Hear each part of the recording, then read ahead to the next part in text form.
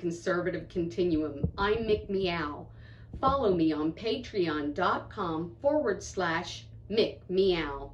Today we have a perfect segment with Dr. Randy Grellner. He's running for the U.S. Senate in Oklahoma. Dr. Grellner is a family medicine physician who runs his own clinic in Cushing, Oklahoma. I want you to get a hold of those kitty treats and get you some milk, because we're going to get ready to engage.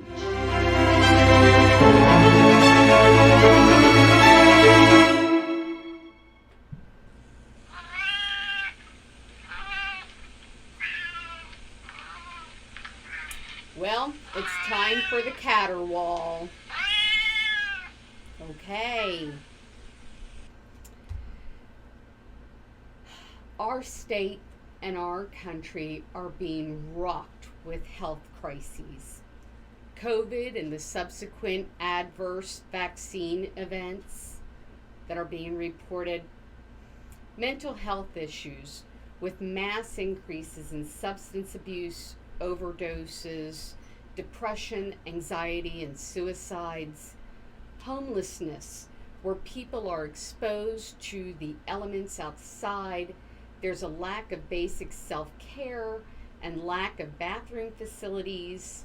Mass violence is comprising a major public health crisis in America.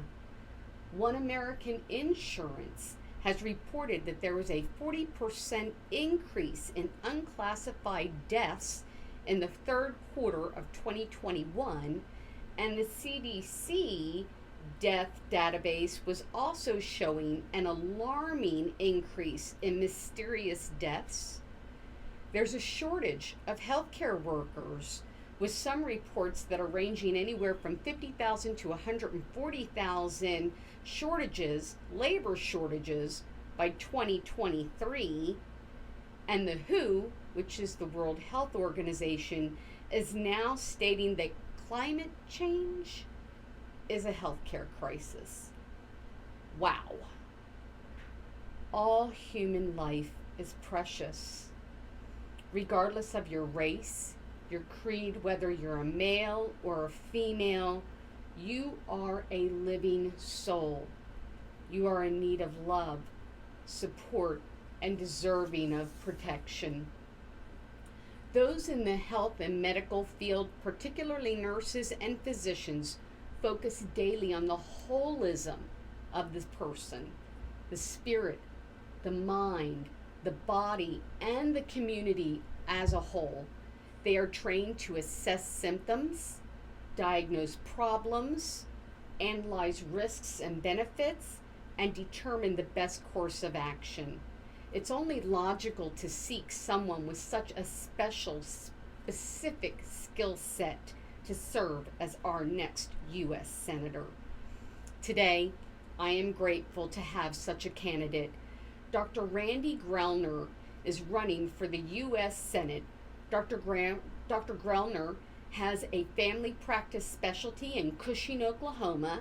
He is board certified in family medicine, and he sees patients part-time at the Pipeline Urgent Care Clinic. Welcome, Dr. Grellner.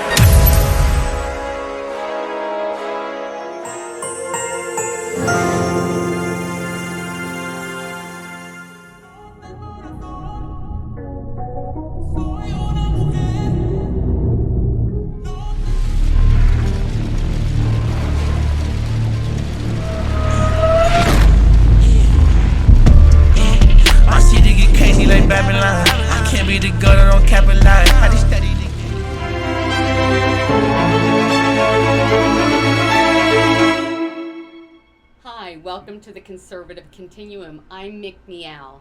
Today I am with a very special guest and friend, Dr. Randy Grellner.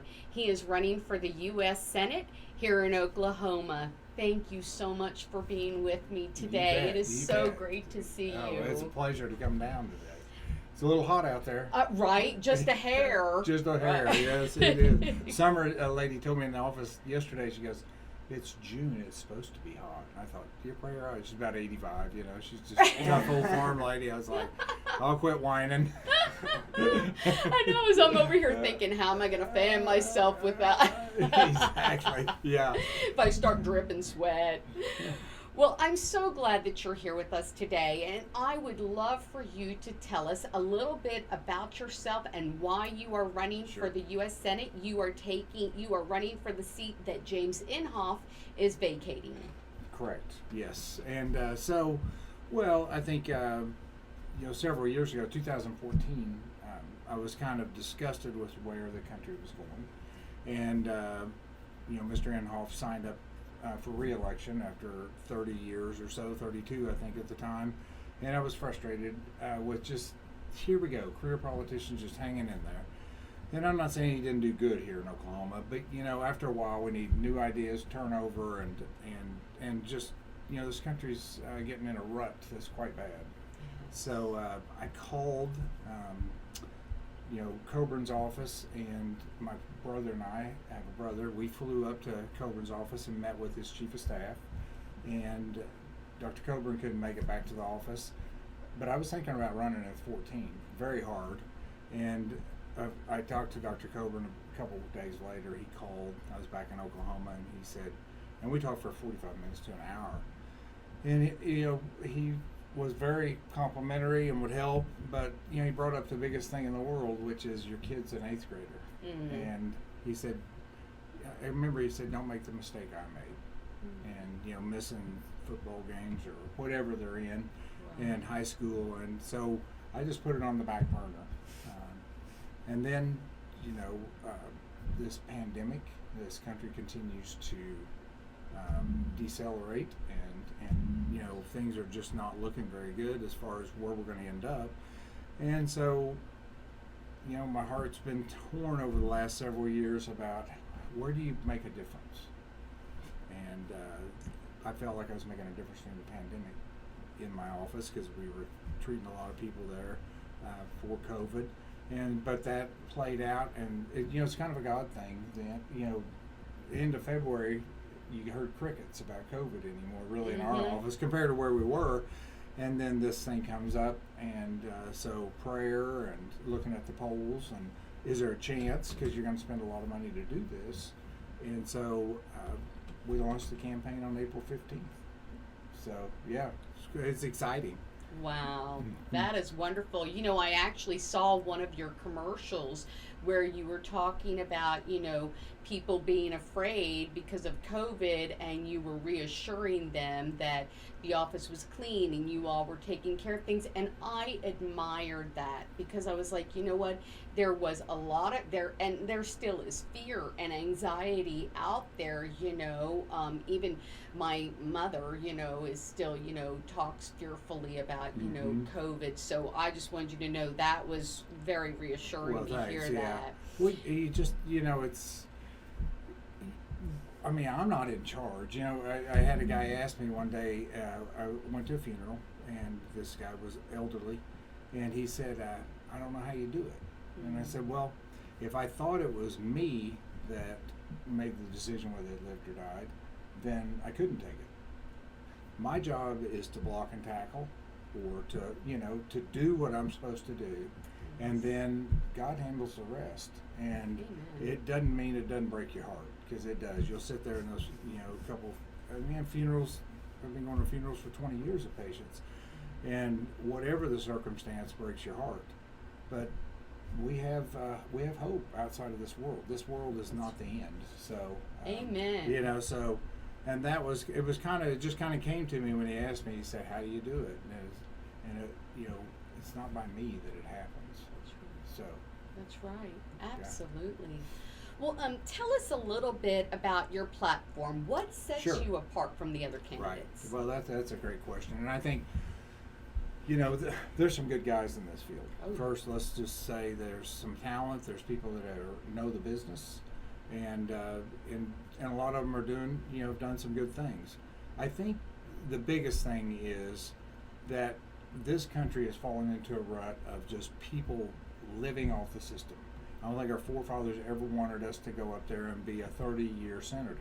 Amen. And so we have to have turnover. We have to have fresh ideas. But the big thing with turnover is that if you get the right people, they're not connected. So they break the whole thing down. No different than Donald Trump. He was not connected to the political elite. And there are people who say, well, he was famous. Well, he was, but he was running a business. But his heart was right in that this country has to change. We have to get fiscally responsible. And so he goes in there and he's a home wrecker, if you really want to say. And that nuance was very enlightening.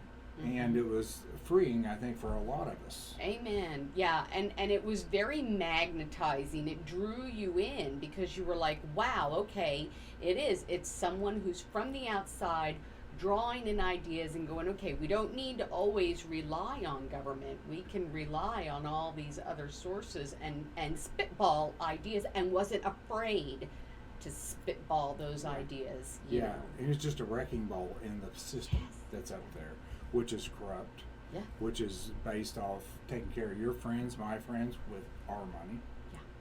And so we have to stop it. And until we stop it, until we get out the system, the bureaucrats that have been up there for 40 years running these organizations or these agencies that have more power than the politicians or the president. We saw that.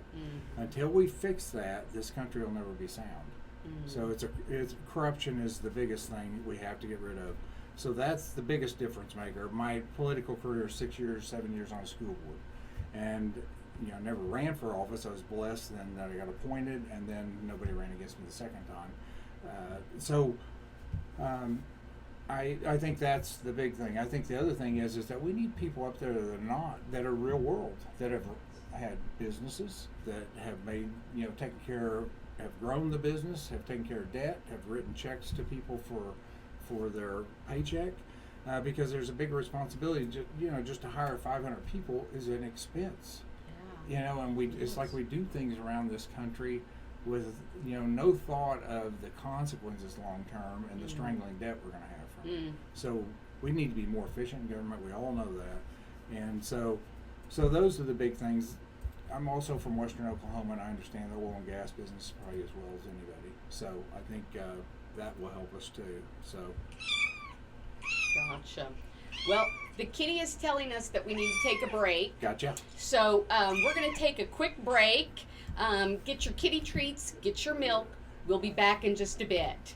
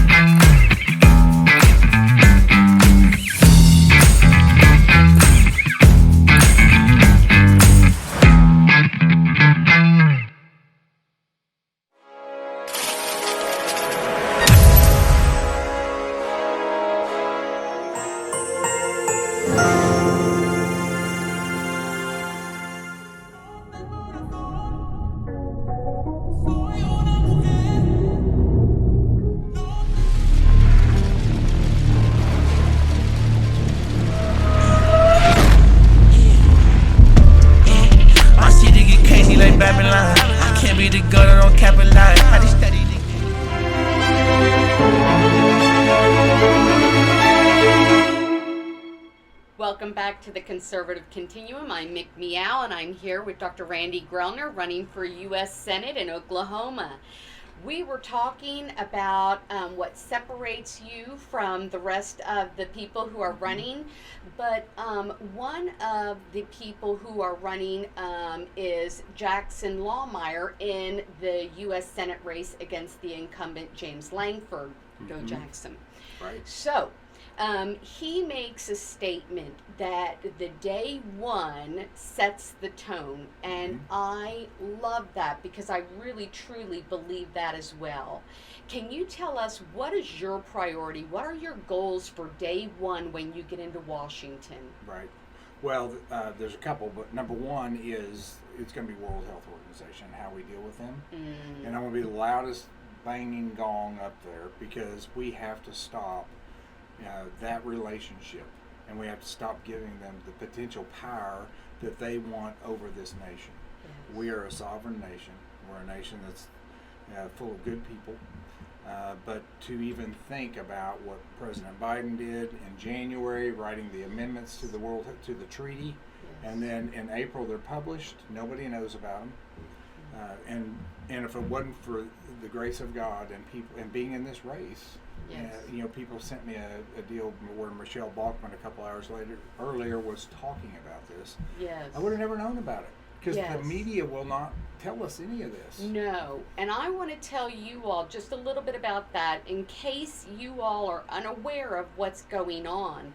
The World Health Organization treaty is where the Biden administration has made these amendments, and they were from the international health regulation amendments. And what they were going to do is they were going to allow the World Health Organization to have sovereignty over our national health crisis.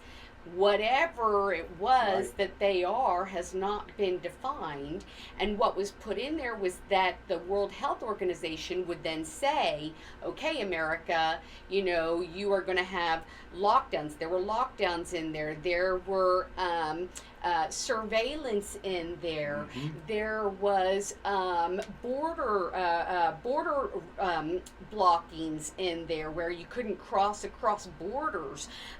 There were mandates in there that they were just going to have control over all of that. And so I'm glad you brought that up because that is some scary stuff to know that the World Health Organization would then have control over our health sovereignty and tell us what we can and cannot do as far as what's a world health crisis, and then it's not defined. Sure. Tell us more about that because from what I understand, I think South Africa, Brazil, a couple of other countries had said no, and so it was blocked. But it's not dead and gone. Yeah, it's just put on hold right now. Okay. And so it went to actual vote May 22nd through the 28th. If you think about the political timing of that, it's great, right? Everybody's running around trying to get reelected. They're worried about money, getting money. So all the career politicians are hooking into their sources, and they're not paying attention to the football game. And we about got the football stole from us. So they wanted 99.8%. They wanted 100% compliance, but they knew they probably wouldn't get a couple of little bitty countries. But thank goodness, Africa, Brazil, and a couple of countries said we're not going to do it. And they were big enough to make a difference where this is put on hold till November. So this November coming up. Correct. Oof. Yes. So we have to make this an issue, and we have to be on TV talking about this so that we can make the people up there, stand up and defend it. Yeah. Because if we give sovereignty of healthcare to this country away, I don't know. It felt like we had it given away to the CDC this year. The last 2 years. Yes. And that wasn't a fun process. No. And so if we give our healthcare sovereignty to another organization outside of this country, we have really lost our marbles. And institutions as they grow care only about their initial focus is good usually. Sure. Okay, so the World Health Organization, whether it was good or not, let's say it was, because most institutions are. As they grow, they lose their focus, CDC, NIH, those things lose their focus on what they were set up for, Yes. and they start this protection. Mhm. How do we continue to grow and take care of ourselves? Right. And that as institutions grow, that's what tends to happen, and the World Health Organization would be a perfect example. Right. Now, that really is a scary thought to think about, because if you look at now Oklahoma, we did have, some lockdowns, but we weren't like some of the other states, New York, California. I have Sure. family in those, cities, states, and they were locked down, locked out. They couldn't go, hardly anywhere or do anything, or they had to work from home, whatever.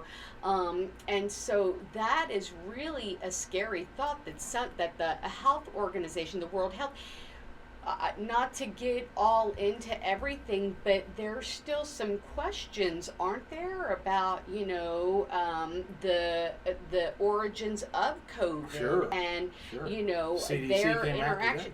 Right. They can't say where it came from now. They most likely don't think it came from a bat from a wet market in China. Right. They don't think that's probably an option. That's the article that came out today. So there is some nefarious things that have gone on, and and then it's one thing to have an organism or a viral thing going around like COVID, but then to hype it and to make it seem bigger than it is, that's about controlling people. And my whole deal is that I was 54 years old when this started, 56 now, is that if I wanted to get out and go eat or go out and run and do the things I want to do, go to work, then I can take that risk. Yes. I'm a free American, and if you want to stay home, if you're elderly, you have multiple risk problems, and you want to stay home, I get it. Yes. That's your choice. That's what Yes. that is what's so awesome about America. Exactly. And it's freedom, and we just handed it away because of fear. A lot of people did, and so it's I think you have to be cautious with these things, but I don't think what we did was overboard. Gotcha. Okay, Kitty, settle down. We're going to take a break one more time. When we come back, we're going to talk more about the World Health Organization and Dr. Grellner and his run for the U.S. Senate. Can somebody please clean out the litter box? Thanks. Appreciate it.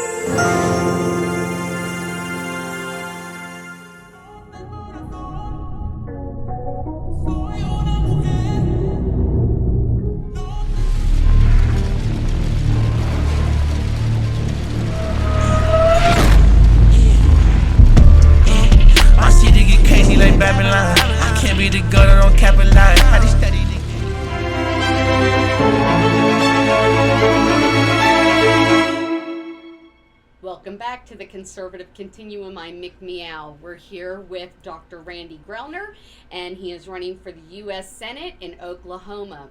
We were talking about the World Health Organization and the treaty that was out there for them to have sovereignty over our health care if there is a health care crisis, which now they're even saying that climate change is Sure. a health care crisis, so who knows what's coming up. One of the things that I have seen come across from the World Health Organization is that they are very much in favor of digital IDs and passports. Now, I don't know if that digital ID is just for, I don't know if that's an implant, I don't know if that's a vaccine, I'm not sure. I haven't read all that much into it, but that's a worrisome thing. Sure. What- Yeah. what- And I mean, so there is technology that's amazing out there. Yes. And it's like any technology, you can be used for good or bad. And so humanity's mind tend to corrupt it over time because we find reasons to use it that are not appropriate. And so, but to have a personal ID or vaccine card is, to me, number one, it's my privilege or right to put it whatever I want into me. And I've had every vaccination except I've not had this one because I have natural immunity. Yes. And so, I came through COVID, ran every day, and was a little tired. So I don't want to have to get the vaccine. And so you shouldn't have to have a vaccine card to prove that what you've done. And because there's it's another business. Okay, That's this is it. personal health care. Yes. And this is a HIPAA violation that we have in the books. And here we go saying you have to have it. Right. So that, to me, a personal ID and a vaccine card are none of their business. Amen. And so we're going into some, they're doing China, they're doing the facial recognition and it's that good here. We all Yes. need to understand if they have it, we have it. Right. And so this tracking stuff and this business like that's not the role of the government. The role of the government is to defend us if we get into war. And they're not to manage us here in the United States. If we do some things that are bad, we ought to go to pay the price. I have no problem with that. But why are they mining data out of us all the time? Yes. And Yes. that's what this is about initially, and then it's about control. Such an excellent point. That is such an excellent point. I want to move on and ask you about other priorities or other goals that you may have on day one. Yeah. Well, to get this economy rolling again, and I see it in my practice and I see it on the road, is it costs $148 to fill my pickup up the other day with unleaded gas. And I don't get the premium because I can't afford it. Right. And so we were energy independent in 2019, first time in modern history. And this country, and this state was doing very well. And so you see this pullback, shut down the Keystone Pipeline, shut down fracking, shut down the selling of natural gas. Yes. And you see a country starting to struggle. Yes. And then you see inflation. Yes. And you're over there asking the Saudis to increase production whenever we have an abundant resource of this. Venezuela. Yeah. And in Venezuela, our diplomats are going in there with their hat in their hand going, hey, can you help us? Right. It's unacceptable. We have those here. And right now we're bringing in 10% of our fuel needs from Russia. Yes. So guess who gets the jobs? Russia, Russia. right? And who gets the money? And it's a terrible product compared to what we have here. Yes. So we have to get energy independent. It's good for Oklahoma, Yes. prosperity, good jobs. You get people back to work and feel like they're making a difference again. And guess what? You have a prosperous country, and prosperity builds on prosperity. And so we have to do that, and that will help our inflation issues, and that'll help the whole overall feeling of well-being in this country. We have lost some of that. Yes, we have, and we've lost that. In my opinion, that Americanism. We used to say, here we are, we're energy independent, we don't have to rely, but now we're reliant, it makes us dependent, and it's no longer we're first, Right. or it's something that we're proud of, Sure, and it's a national security issue. Yes, it is. Because if you go to war with Russia, you think they're going to leave the taps on? They're going Right. to shut them off. Right. So you're going to have to find it somewhere. Right. So if we're independent, and I tell people in the office, 80-year-old people, the biggest thing they worry about is somebody taking care of them. They want to be independent. Yes. And that is a human instinct at the very lowest point, and that this country ought to have that, and we ought to be smart enough to recognize it. And so, and a lot of us do, but we see people that are out there sabotaging us in a way. Do you think that's something that could be done should the Republicans take back control of the Senate and the House with this administration? Absolutely. Absolutely. We need to run roughshod. Somebody's got to lead. Okay? They're not leading. The Supreme Court's in disarray. Yeah. Okay? It's doing some good things. It's doing some things you go, where did that come from? Right? And so the Senate and the House, Congress needs to be on the same page, and they need to take the bull by the horn and say, we're going to put this country back together. And we have the power to do that. And so, and there's good people running that will do that. So I think it could be totally exciting. Well, and we have some really good people here in Oklahoma who are running, you know, There's who some will great do people that. there. People who will stand up, speak out, push forward, you know, absolutely. You are a physician Sure. in Cushing, so I'm Right. going to talk a little shop because I Sure. was a nurse. So one of the things that I saw in my last 10 years of nursing was a massive increase in administration. There was a whole lot of paperwork. There was a whole lot of regulation. Like for every one nurse, there was probably like 10 coders. Right. And also, the thing that I saw was every time we had an admission, the very first conversation was, how many days is that patient allowed before they're discharged? Right. So before I even got worried about the workforce shortages, which we know are coming down the pike, what I saw because of all that was the impact on the rural areas in Oklahoma, which is a vast majority of Oklahoma. Right. They come from the smaller counties, and they come into the big cities, and you know they have to get their health care. So they would have to drive extended periods of time, which now there's a whole bunch more money that they have to spend in gas. They would have to ask for more time off of work. They would have to find out, would my insurance cover not only in the city, but if I need a test back in my hometown, will my insurance even cover that? And then when COVID came up, there was telehealth, and you know, there's a lot of broadband issues there. Right. So you were recently appointed by Governor Stitt to the State Board of Health. Correct. And so I was hoping maybe you could speak to some of those issues regarding care in the rural areas and what you see going on in healthcare. One of the frustrations, I started in 2001 in Cushing, and we had a hospital that was second to none. Yeah. You know, that's just 21 years ago. And through 2008, the hospital we had 2 orthopedic surgeons. I mean, you're talking about a 99-bed hospital in Payne County. And we had 2 orthopedic surgeons. We had 3 OBGYNs. We had 4 doctors that delivered babies, so they did C-sections also. We had 3 or 4 of us being pediatrics or doing taking care of the kids. And so we were booming. And then you saw this thing tail off 2009, 10, and 11, and that's one of the things that prompted me to call Dr. Coburn. Okay. We are going to talk more about this because this is fascinating. I love healthcare. The kitty is crying, so I'm going to go and get him some milk. You all sit tight, and we're going to be back in a minute.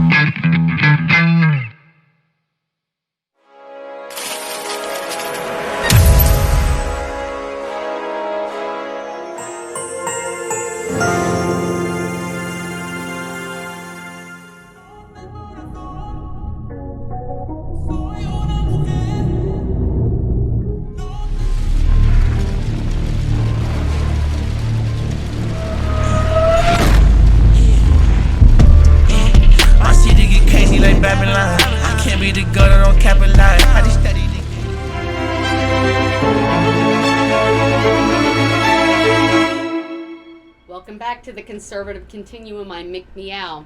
This is Dr. Randy Grellner. He's running for the U.S. Senate here in Oklahoma. We were talking about rural health care, and we were talking about the impact that has been going on over the last several years in rural health care and your insight into that. And you were telling me some really good information. Right. So Oklahoma is fifth at this point in time in rural hospital closures. Wow. Yeah. So, and you go out to, when I talked to Coburn in 2014, and I'll preface this, I was very concerned because our hospital, you could just see the shrink. You can't grow a hospital by cutting budgets and getting rid of people, right? Right. I mean, it just won't work. And so, all the ancillary things we did, stress test, MRIs, ultrasounds, the different procedures we did seemed to be getting sucked into Tulsa. And so you lose a hip surgery because you ship it to Tulsa, it's, whatever the cost. And that's how you pay for your staff. And so, and that's how you grow. So all these things were shipped out. And so, and it was amazing and I didn't get it at the time, but he said that's what Obamacare was about. It was about centralization. It was about bringing people to the big cities and shutting down rural America. And they were never going to tell you that, but you go out there and all these hospitals are struggling. Yes. And so you saw this centralization going on, and then there's more control there. And so it breaks my heart to this day. Yes. That we can't do the things we were able to do 15 years ago. Medicine should be getting better, right? Yes. The delivery services should be better, and they seem Access to be should be bigger. Should be bigger. Yes. Yes. And reaching more people. Yeah, and I tell people, I say, you may live in Oklahoma City or Tulsa, and you say, well, that's not a big deal to me. I said, but when you're on the way to a ski trip, when you're heading down I-40 and you get to Elk City, hope your car breaks down there because they got a pretty nice place. You get out to Sayre, and you're going to be walking a long way, or you're going to be getting shoveled in by helicopter. It can be the difference between life and death. Yes. And those organizations, those hospitals in small towns, they generate so much economic activity for those communities and jobs. And there's nothing like being taken care of by your family doctor, a nurse that lives across the street from you that you have a relationship with. You will not get better personal care in a rural hospital than any other hospital. That's it is right. the most amazing care.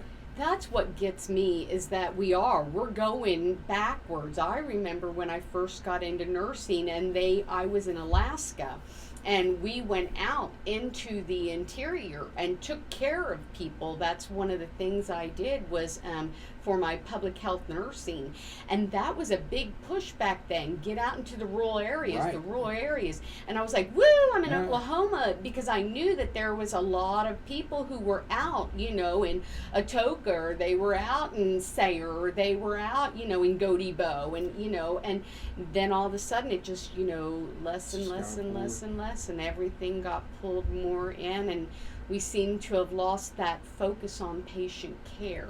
Sure, we've lost compassion in medicine. I think the last 2.5 years, and I think part of it is we have gone to hospitalists, and I don't have a problem. I like hospitalists. Sure, I do too. But there's nothing better Love than someone. your own family doctor you've had for 25 years coming in and checking on you. And you can put out so many more fires. And I tell the hospitalists, call me, I can help you. Yes. Right? And a lot of them will, but some won't. But we've lost this. When medicine becomes transactional, and that's what's happened, Yes. and it's not relational, then you lose good health care. There's no way you can't, okay? Because it's about money. It's not about the person. Yes. And we're set up for relation. Yes. We were set up in this world for relation. Oh, yes. And the number one relation is with Christ. Amen. And that all flows from that. That's right. And so if you don't have relation and it's all transactional, medicine will fall apart and will only continue to get more distant from each other. Absolutely. Yeah. So what can we do about that? I mean, we're kind of, it's, I know Michelle Bachmann talked about this when she ran in 2016. She was like, you're not going to be able to really get rid of, a lot of Obamacare because it's rooted in. You're going to have to Sure. rip it out. And I remember that, Yeah, I think we have to look at our agencies, how they're deploying stuff, how they're taking favorites and sending money different places to pick winners and losers. Yeah. So they have to be audited. And we have to see what the efficiency of delivery of that is, because you know these agents. I mean, on the school board, and we had a small country school, but the government was always slow in delivering. It was always, it was never personal. It was never, they just never. You get your answer, but it would take forever. Yes. And you can't make decisions that way. And so we think about the federal bureaucracy up there and these big agencies we have, and they have to be streamlined for their own good and for our good. And we have to get rid of we have to just streamline down. We're redundancy and we're doing things over and over again. And you're talking about like the CMS, right. Medicare, Medicaid, right. FDA. And take their powers away. I mean, whenever they send you some money, they say we have to do this, this, and this. Right? They put strings on it. Yes. It's our money. Right. We sent it up there. Right. Don't tell me how to spend our money. We're going to spend it appropriately out here in rural Oklahoma. We're not going to throw it away. But by the time you get all the strings on it and you fight them with lawyers and all this, you spend way more money. Yeah. And it all gets built into the healthcare system that is overburdened and overgrown for what we need. Right. Absolutely. One of the things when I was working in nursing, I had one of the ladies tell me she worked in insurance, and she said they will deny, most of the time. Now, I'm not bashing on insurance companies, right? But there's a lot of times they will deny to see if somebody will pay, and then you have to, and I've noticed that more and more and more. I have to refile a claim, because it gets denied a lot. Sure. Yeah, and they have little clauses in there that say, when we started the urgent care, there was an insurance company that said if you haven't filed in 45 days, you don't get to file. And so, 9 months in, we go, hey, they haven't paid. Yeah. And so we go check in. They go, well, you didn't file in 45 days, timely filing. So $60,000 you just throw in the trash. And everybody's sitting around with their jaw dropped, and I'm like, hey, this is how you get a PhD in healthcare. And you don't go to a university. You come open up a clinic in Cushing, Oklahoma, and try to survive. Wow. And you learn those things, and we finally got through them, but nobody tells you that. No. And there's no reason that should be that way. No. They're just getting off. I mean, they're making $60,000 off of you. Yeah. You just provided health care for a whole bunch of people, which you love doing, but you can't do it for free. Right. Keep the lights on. Right. Absolutely. Okay, we're getting ready to head on to our next subject. Oh, Kitty. Okay, I think I stepped on her tail. I think you did. Okay, we're going to go and take care of the kitty tail and take a break. We'll be back in a minute. Don't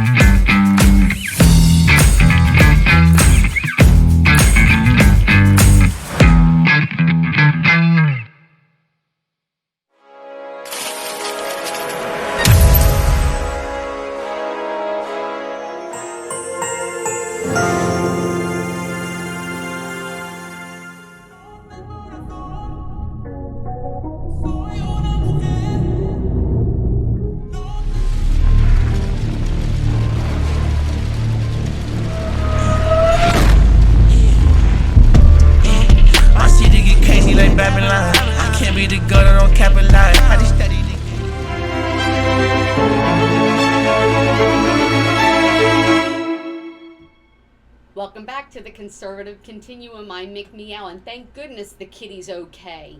We're here with Dr. Randy Grellner, and he's talking to us. He's running for the U.S. Senate in Oklahoma. So, Dr. Grellner, Randy, you talked about that you are a pro-10th Amendment candidate. Can you tell us a little bit about that, what that means, and how that would shape the way you legislate in the Senate? Sure. Well, I think number one is that the federal government was set up to help us do some things, but it was not given most of the rights. The states have the rights, and that's really how the framers of the Constitution wanted it, is that you have a few things, but the state has the power, and really the individual has the power. The state has an overbranching power, and then the federal government's there to defend us from wars and those kind of things. So when these federal mandates get just shoved down, whatever they are, the state has a right and the power to say, no, this is not good for Oklahoma or California or Florida, and we're not going to do this. And so, my whole thing is that when we go to looking at passports, this state ought to be saying we're not going to do them. Mm-hmm. Yes. I mean, because my wife and I have decided that we'll travel to Sulphur or to Woodward on a weekend. Well, but if we have to have a passport to get out of state, we're just going to stay in Oklahoma. Yes. I mean, we love the state and all that, and we'd love to go to the Caribbean every once in a while. But if it's off, it's off. There you because go. We're not going to do that. And it's not that it's not so much that you're scared of all this stuff. It's that if you don't stand at some point in time, they're going to run over you, and they're going to just do whatever they want to do. And we have to stand. I'm telling you right now, this is the Waterloo in America, where we're at right now. In the next 2 years, if we don't stand up and we don't fix this problem, Yes. I do not see this country long term being an independent country. Right. And that sounds pretty deep. But I'm telling you, my heart says that we have to make a change now. We have to say, and the people have the power. We're apathetic in this country, and I'm talking to myself. I'm preaching to the guy here. Is that we've had it so good. I point a finger, three are pointing at me, That's right. Yeah. I'm not beating on anybody. I'm beating on me, Yeah. my wife, my kids. We've been so successful Yes. in this country, and we have enjoyed the benefits of World War II veterans, the Korean veterans, and all those people that defended us because they knew that was the right thing to do, and they had a civic responsibility to this country and to the future. And this is our civic responsibility to the future, is you better get engaged, and you better say, I've had enough. That's it. That's my thing. Stand up, speak out, and get involved. Senator Jett was on last week, and we touched on the House Bill 2335, which talks about prohibiting passports and vaccine mandates in the state of Oklahoma. And he said, he was like, we're the reddest state in the, United States. All 77 counties voted for Donald J. Trump, Sure. And here we don't have a bill that would protect Oklahomans, Right. To say, okay, no, this is your choice. I had COVID ran through our family, I have natural immunity, we took care of ourselves, we were down for maybe a day, and we were good. Right. Sure. Even my Sure. 87-year-old father-in-law, we were good, Mm-hmm. So, I agree. This is the line in the sand. It's the time. I think it is the time. And, it's not, you and I are not anti-vaxxers. Let's get No. that very clear. I've had every vaccine there is, except for this one, because I have natural immunity. Yes. And, if I go get another job in healthcare and they check a rubella titer on me, guess what? I don't have to take the rubella shot. Yeah. Right. And I had COVID titers. It looks to me like that's a straight up equal. That's And right. so scientifically it is. So we're not against all those things, but we are for the fact that if you don't want your children vaccinated That's right. for certain reasons, and they're religious, or they're just your reasons. It's not any of our business. Parents run they're the boss of the kids. That's it. And or they're supposed to be. And there sure was that way in Kingfisher when I was being raised. But Right. if you don't want to get it, that's your prerogative. That's And right. you should be respected for that decision. That's And exactly you shouldn't be, right. so we had this animosity that built in this country that was all set up by leadership to say you're a bad person, and there was no such thing as that. Yes. And it was just a figment of our imagination because they were able to set it up and push the narrative. That's it. Yeah, That's so it. we should have. I think that should be something that we push here in Oklahoma, Yes. and I think it's something nationally we should push too. Absolutely. And I think we'll have enough people up there to do it. Oh, I think so too. And I think the more people that call their legislators, call your state and your House representatives and say, call the governor, call the attorney general and say, no, we're not for mandating passports and vaccines, because most of the people I've talked to, or we're not for, driver's licenses for illegals, which we talked about that last, week, Right. Sure. with Senator Jett, it's, we have to say, no, we're not for this. This isn't what we want. It's not Right. in Oklahoma. It's common sense. Thank you. Yeah, and I mean, giving somebody a driver's license that doesn't have citizenship, Yes. they're doing that in Massachusetts. They're trying that, Yes. and when they get all that passed, they know what they're getting. They're Yes. getting, they're getting voters Yeah. potentially to change this country forever, and they're That's not it. even citizens. Exactly. I mean, I can't go vote in Europe. That's right. That's right. I don't want to. No. But I can't. I No. can't fly over there and throw a vote in for whoever I want. Walk across and just say, okay, I'm Right. going to go and vote in your elections. Yeah. I want to talk a little bit, because you are a busy man. You're a rancher and a farmer. Sure. On top of being a physician, on top of working in the school board. But when we come back, because once again, I think the kitty is needing a break. Do you need a break, kitty? Yeah, he needs a break. So we're going to take a quick break, and we're going to be back, and we're going to talk more to Dr. Grellner.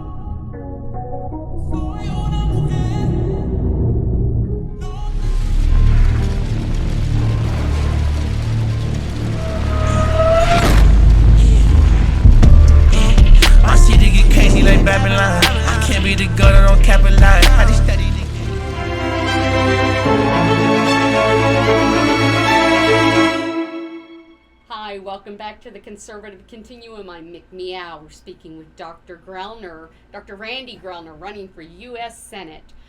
So we talked about you're a busy man, you're a rancher, you're a farmer. So first of all, thank you, because you guys were putting food on the table, in the midst of COVID, in the midst of everything going on. We depend on you all to ensure that we have food, and that is so important. But with rising cost of inflation, rising cost of gas, rising supply chain issues, rising costs of fertilizer, and the list just kind of goes on. In rural Oklahoma, how is that all impacting you? It's non-sustainable where we're at now. And I visited the Oklahoma City stockyards and was able to talk to a bunch of people there, and then I went down to Apache Sale Barn, where it's western Oklahoma. I know a lot of those guys, and their big concern is, if you look at a lot of these farmers, they're 60, 70 years old, and there is nobody lined up to come behind them because there's no money in it. And then you look at this year, a lot of them didn't even fertilize, and you think, well, that's if that's not a very good idea. Well, it's not, because you're not going to grow the forage, you're not going to grow, which is going to cut down on your beef production. Right, so these things are coming the next year or two. We're going to start seeing these things, because you're going to get rid of some cows, because you can't feed them, and so this country is in a bigger jam than they even think. Wow. And if you can't put fertilizer on corn, you can't grow corn. If you can't put it on wheat, you won't grow 100 bushel wheat. You'll grow 30 bushel wheat. So think about the intricacies of where this is heading. Yeah. And we ordered in some fertilizer last year. It was $375 a ton. It was $1,000 this year, and it's a huge impact, because we have 200 calves we sell a year that bring about $1,000 a piece. So there's $200,000 in revenue. Okay. And so our fertilizer cost went from $10,000 to almost 30,000. Ooh. Okay, so there's 20,000 more profit coming out of it. Yes. And and it doesn't make a whole lot of money to begin with, and so you're going to see people fall out of it. The bankers are going to start pulling their notes, and then that's when we get into a situation where we're going to be dependent on some other country to feed us. So we have to change that dynamic, and the American farmer is resilient, but they can't do it with the bankers saying we can't give you more money. Right. So but I love farming. I love ranching. I have about 70 cows, and it's a family deal. My father-in-law put together a lot of land, then my brother-in-law and I and another friend put together some more land, and so we're not not big massive farmers. We have about 1,800 acres up there, but it's gorgeous to throw your fishing pole in the back and fish are biting. You catch a few fish and you go take them home and eat them and feed your cows, and it's just a getaway as a psychiatrist more than anything. Get back to what it made this country great, which was people taking risk and going out and working hard. Absolutely. And they changed the whole face of this country because they were willing to do that. And so I'm very concerned about agriculture, and that will be a huge problem on the rest of this world. Yes, it will, and once again, then the national security issue, and need for national back to independence, for our natural gas and oil, energy independence. Well, we get the top producer of urea or ammonium nitrate, or urea in this case, is out of Ukraine. Right, so we're not getting near the fertilizer out. So this war's got us in a mess, and so and there's always you just can't. We have to settle down, and we have to produce it here. Yeah. Why can't we have more refineries? I read an article the other day. There will be never be another refinery produced or built in the U.S. Yeah. That makes no sense. Yes. And really, you want to know is why can't we do one in Oklahoma and take care of ourselves? Why can't we be independent? Yeah. I mean, I don't know the reason why. Well, we need to be asking these questions. Yeah. Yeah, because I mean, that's why we need people like you who are there thinking, because in that situation, you've had your boots on the ground. You haven't been in Washington 50 years, right. Yeah. I want to move on to the next topic. So OSU had the drag queen story hour. And OU Hospital, Children's Hospital, has an adolescent medicine program, and they address sexuality and gender identity issues. I don't know what age it is required for enrollment, but I do know that one of the things on their website is that they allow for enrollment of pausing puberty, so hormone blockers, puberty blockers, and managing gender-affirming hormone therapy, and then as well as finding surgeons to perform gender-affirming surgery. So I know in Oklahoma there are legislators who are asking to not do gender reassignment surgeries until the age of 21. But I know you are a Christian, and you stand for common sense and for traditional values, and as a physician, where do you see this going? What do you think about that, and what should be done? Right. Well, they won't let us go in there and talk to them about the gospel. So why are we talking to them about this? That would be my question. And number two is that kids go through changes some of these kids are 6 to 9 years old, and so they don't have a clue. And that's definitely my opinion. There are surely people out there educated from Harvard or Yale that could prove their point, but I would say that they're not really proving their point. They have some study that was probably done somewhere illegitimately, because science is, we're having some issues with the legitimate science in this country. Yes. And so I think that an educator that goes to a 8-9-year-old and talks about this is not an educator. They're a predator. And I think we have to stop it. And I think it needs to go out of government. It needs critical race theory needs to be gone. It needs to go out of our military. I think it's a military crisis potentially for us. And I don't know exactly what these people are going through. But if we're pushing them and we're promoting it, we've got a lot of, we're paying a lot of money to have people come in and do this kind of stuff. And, I think what's happening is in education is that if you don't do certain things, you don't get your money. And that's how federal government puts its hand on us. Well, yeah. And if that's the case, it's got to stop. Yes. Right. And so it's a sad situation, and people are people, and I take care of a lot of people with a lot of different issues, and these come in, and they're good people, and I love them to death. But they shouldn't be you should not promote people into this. Right. That's the thing, and and I think doing any kind of a surgical procedure on anybody before they're of legal age is child abuse. Yes, I think Do no so harm. too. Do no harm. That's the thing. That is the absolute thing that I go back to as well. We're going to take one more time to feed the cat and take a break, and then we're going to come back and we're going to wrap things up. Mm-hmm. All right. Be right back.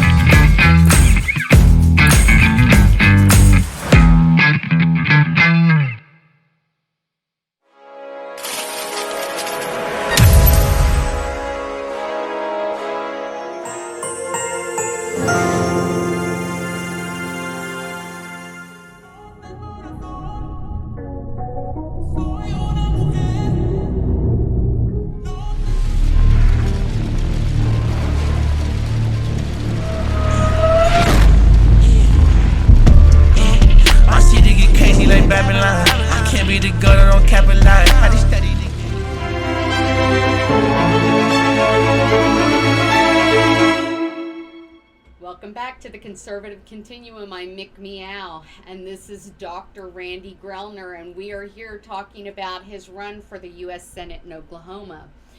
So you are endorsed by several very important people, General Michael Flynn, Yes. Jackson Lawmeyer, who is running against the incumbent of U.S. Senator James Langford. You have an A rating with the OK2A, who is the Oklahoma Second Amendment Defenders. Go OK2A. So who else are you endorsed by? Yeah, there's another group called Unity Above Self, and some people may not have heard of it, but it is the coolest group. And I want to give you just a quick background. I met Dr. Coburn and talked to him in 2014. There was a guy that started this organization that had the same feeling I did, didn't want to go to Congress, didn't want to run, and he contacted Dr. Coburn through asking questions, on the internet, and they developed a relationship. And Dr. Coburn actually funded the first $1,000 to this organization. Is that right? Yeah, this is where it gets even more interesting. It's a nice size organization. It's from my hometown of Kingfisher, and the president of it, who takes no salary, does nothing, goes to D.C. and talks to people. He and I worked together in high school for a plumber, and we say we grew up in the trenches because we dig, trenches and everything. Yeah. So we had no idea that each of us had been impacted by Dr. Coburn so much until April 15th. Wow. When it shows up in the Kingfisher paper, he calls and says, "What are you doing?" And because I made reference to Dr. Coburn, and then he tells the story. And so their point is this: if Congress doesn't come up with a budget, okay, and I'm not, you have the budget, and then you have where you allocate it. Okay. Right? And so what we're having now is we come up with a budget, we never allocate it. So we just give it to everybody, and we have continuing resolutions, and we throw more money at problems. And because once you allocate it, then you're kind of done, and you can't, you're making hard decisions then, right? Well, we can't give it to you, Johnny, because we got to give it, to Billy or Susie over here. And so you have to make decisions, but if you don't come up with a budget, there's no pay.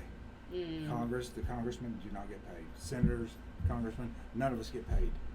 And I think it's a great idea. And Dr. Coburn thought that was a good idea also.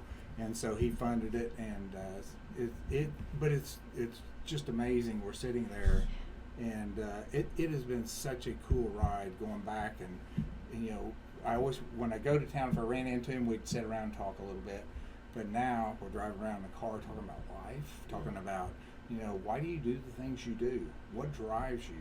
It's about the good for this country and really mankind. And you know, if we don't start thinking about the whole instead of ourselves, and that's where career politicians have filled their pockets and they walk away, they head to the Caribbean, and they're done with this country, or they head back or wherever they're going to head to. And we have to. You need to go up there. And Tom Coburn, I can guarantee you, didn't walk away with more money than he went up there with. I bet. Yeah, and so we have to think about. It's about our kids and grandkids. Yes. And if we'll keep our focus there, and we'll keep our focus on, you know, improving this country and the longevity of it, then this country can be great again. Absolutely. I have no doubt in my mind. We just need the right people in the right position, the right time. And I believe that time is now. Tell us where we can find you online. Sure. So it is at Facebook. We have Dr. Grellner at Facebook, and then it's drgrellnerussenate.com. Okay. We'll get you there. If you'll just Google Dr. Grellner U.S. Senate, it'll take you to one of both places. But you know, this has been an expensive race, and a lot of people have spent $4 or $5 million in this race already. We took it on. My wife and I took it on as a personal. This is our payback and sacrifice for the country, because of those veterans and because of our children.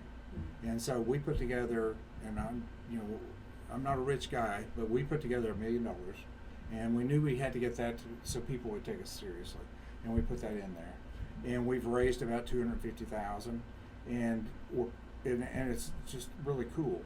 But this thing's going to cost. When we get into the, you know, we're going to be 1 or 2 in the primary. Right. That's just how it's going to go, and then we're going to be in a runoff. Yes. And that's going to cost $1.5–2 million, and we're going to need help. Yeah. And so I've been, you know, I tell everybody, I've been in a pandemic of coronavirus. Now I'm in a pandemic of career politicians, and we need to get them stamped out. But we have to have resources. That's and it. so I would just say, go to our website, and you know, I hate to ask for money. That's why we've exhausted, you know, a lot of our resources, our personal resources, because we wanted to show people we were serious and we would spend them. But it's necessary. We have to be involved. We can't be Yes. apathetic anymore. That's it. That's absolutely it. Is there anything that you would like us to know about you so that when the voters go on June 28th and vote for you, that they know down deep in their heart anything that you want to inform them of? Well, I would just say I won't be perfect, because none of us are. No. But I will have the hearts and minds of the people of Oklahoma and this country every time I pull the lever to vote somewhere. I've been married 32 years. We have 2 children, and I'm the most blessed person in this country. And that's why I'm so committed to giving back financially, time, and you know, I'm going to keep my practice to a certain degree in Cushing, because that's my career. This is service. Yes. And so this state has been awesome. The people of Cushing and Payne County, you can't find better people. Just the phone call or the text or, you know, the note on your pickup saying we're with you. And it's been a moving thing, and win, lose, or draw, I think we will win, and I'm pretty sure we will. But if we lose, it's been an awesome run, and I love this state even more. Thank you so much. It's been such a Thank blessing you. to talk to you today. It's a blessing to see, you know, this organization and what you're doing for this country, and the fight is worth it. That's it. You know, we have to, and I don't mean, you know, I mean we have to bow our necks, as an old guy used to say, and get through this. That's and it. Make this country good again. So. Yep.